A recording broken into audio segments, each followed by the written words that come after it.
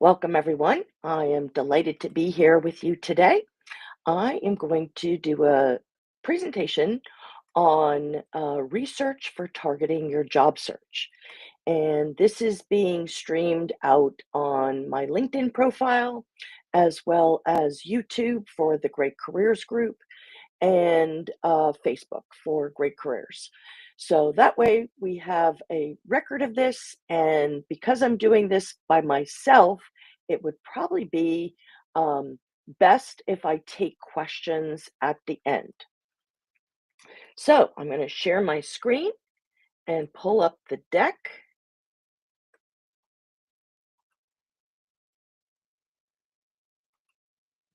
All right, here we go.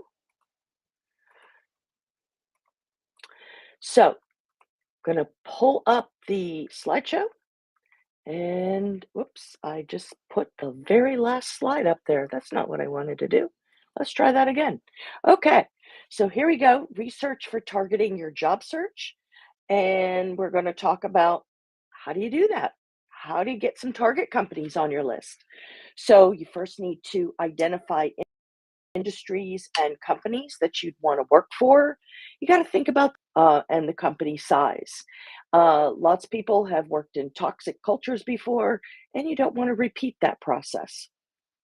You have to have a plan of action. Planning is essential in job search, and then find the right fit within an organization.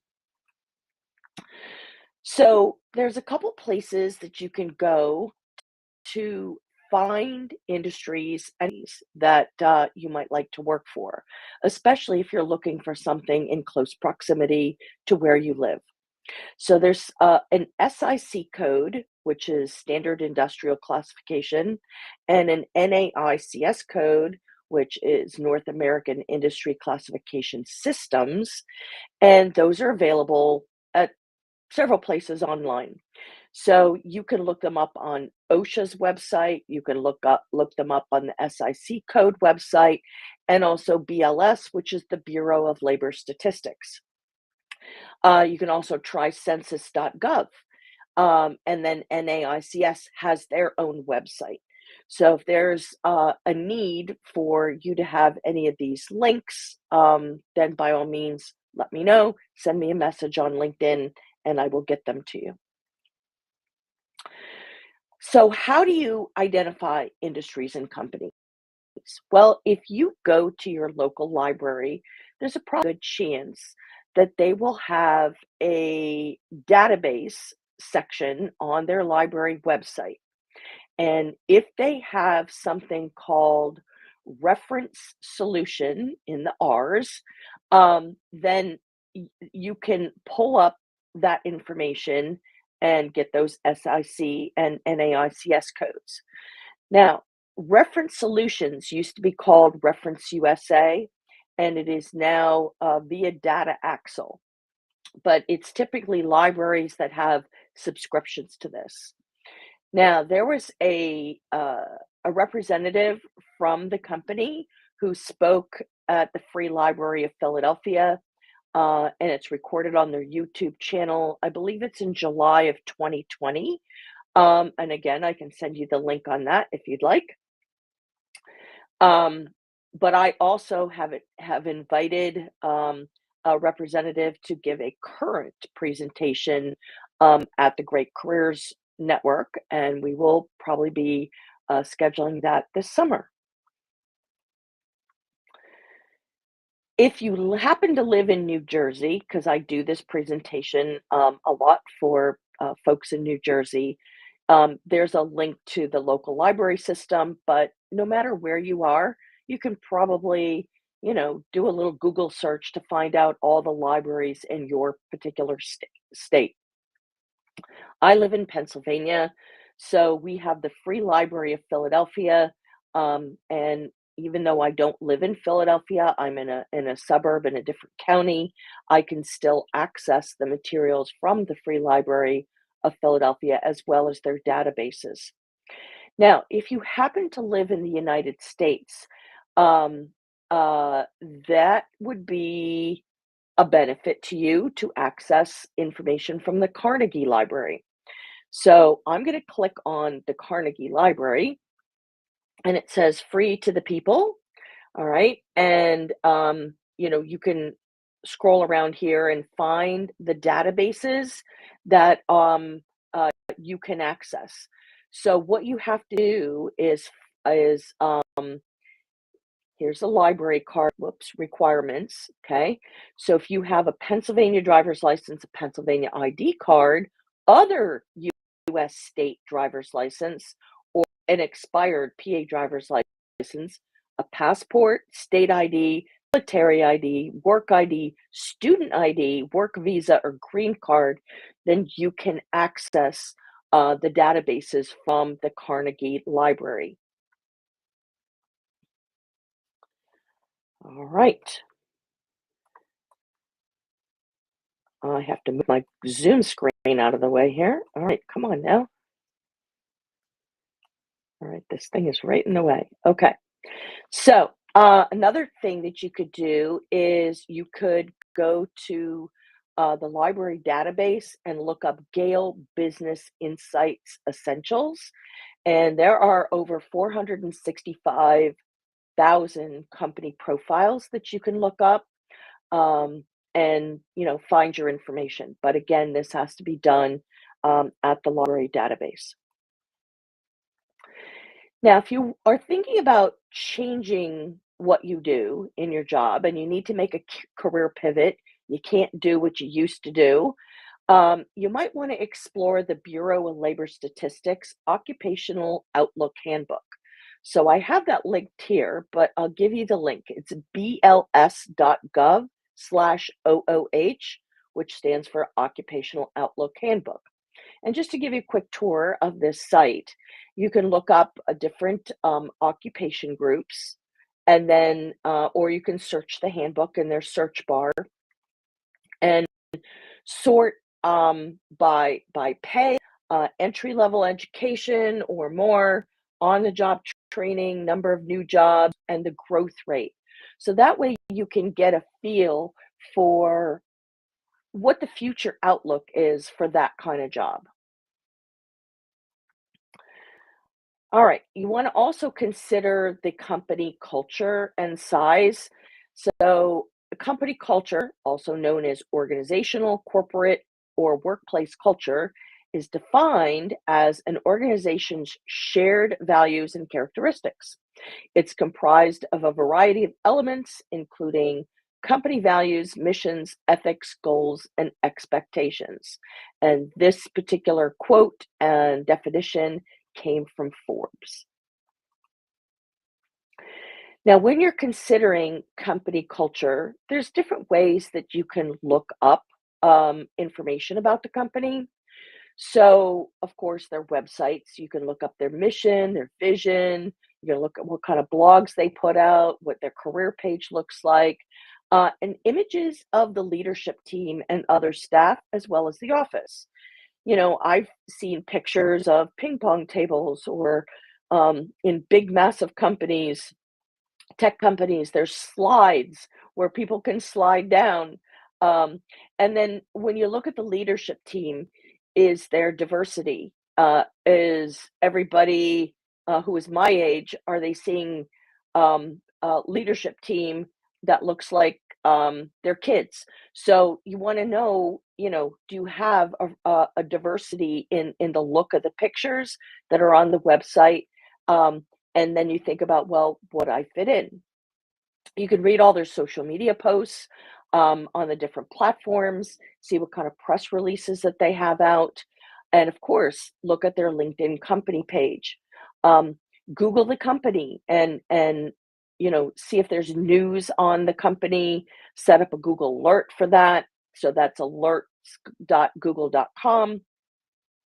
And then you can also look on Glassdoor, Indeed, Career Bliss, and Comparably and get a feel for what other people have said about the company. So when you get to look at some of those reviews, if there's one curmudgeon in the group, that's one thing. But if you have a whole bunch of negative comments from past employees, you might want to do a little bit more research on that one. But, we know that there's usually, a bad apple in every bunch, and somebody's going to hold a grudge. But, one or two bad reviews is one thing, and, numerous ones is a whole nother. So you have to look at whether the company has been consistent in the way they've been putting out information, or has it stayed the same? Do they look like they're innovative? And if that is that what you like? Do you want something that is ever changing, or do you want something that is, solid and stable? When you look at the leadership team, is it hierarchical or non-hierarchical structure, and what's your preference for that? And does the company engage in its community with its employees through CSR, community social responsibility? There are some companies out there that really truly value community engagement with their employees, and they might pay for you to take off 1 day or 2 days a year in order to go serve at a 501(c)(3) nonprofit. And sometimes they have their preferences, or who they serve, versus others may give you a choice as to which nonprofit that you would like to serve. Now, you want to maybe set up an informational interview with somebody that's in the company, um, for a target company if you don't know, anybody there. So you've probably been told by your mommy and daddy when you were little not to talk to strangers, but as an adult, you have to talk to strangers. That's the beautiful thing about LinkedIn, is you can reach out and connect with somebody who you don't know. So if you find somebody has a longevity at a particular company, then you can go ahead and ask them if they would be willing to have a chat with you to tell you a little bit more about the culture of the company. But you never ask for a job, you only ask for information. So once you establish rapport with them, and get them talking twice as much as you talking, um, they most likely would like that. And you could ask them, thank you, or mention, thank you so much for sharing this information about the culture of the company. I saw a job of such and such a title, and now I feel much more comfortable to apply. Now, once you say that, you might wanna just stop and wait and listen to see if you get any red carpets rolled out for you, with an offer to say, "Hey, why don't you send me your resume? I happen to know who the hiring manager is for that role. Let me send that on your behalf." Now, why do you wanna stop and pause and listen for a minute? Maybe they're processing in their mind saying, "Oh my goodness, when I make a referral, if somebody gets hired, maybe 4 months, 6 months, 9 months down the road, I could earn a referral bonus." Not all companies have referral bonuses, but some of them do. And some of them can be, small amounts, and some of them can be sizable amounts. But it's a beautiful thing if, you're talking to a stranger, or you were introduced to somebody who wants to roll out that red carpet for you and help you with an opportunity at their company. Now, you can also send an agenda of in advance once you connect with the person, and you tell them that, "Hey, I'm going to send an agenda, and I'm going to think about some questions that I'd like to ask you," if they accept your connection request, and offer to meet on LinkedIn. Um, so there's a bunch of questions that you could ask, like work-life balance, and, is it remote or hybrid or on-site? What's the onboarding process like? How do the teams interact? Is there open communication with leadership? Are there incentive programs or lack thereof? Do you like working here? What does the company offer in the way of professional development? And how does the company recognize employees? Other questions: what does success look like? Can you tell me how someone advances in the company? How would you describe the work environment? How was a cringeworthy moment handled? What makes your company culture unique? How did the team solve a major problem? Does the company engage employees in any special activities? Is it collaborative or individualistic here? And what's the turnover rate? So, if you have an opportunity to visit the company in person, then a feel for the energy in the office. Are people quietly working in their cubicles, or are they up milling around, chatting? Are they smiling? Are they at the proverbial water cooler or in the coffee room chatting? Um, so that is like an indication of the culture and the vibe. Are the employees friendly to you? And how were you treated before, during, and after the interview? So when you go to an interview, if there is a receptionist greeting you, you always want to be very friendly and courteous and respectful because she may be the one that reports back to the hiring manager as to how your behavior, and friendliness and whatnot, what vibe were you getting off in the waiting room? So you have to develop a plan of action and track your job search activities. Some people like Excel or have a CRM. I'm a Google Sheets girl. Why? Because if I'm at a Starbucks and I want to pull up my Google Apps on my phone, I can do that and easily pull up my tracking sheet. So, if you become a member of my nonprofit organization, we have a whole bunch of career tools in our career toolkit that you will get when you become a member.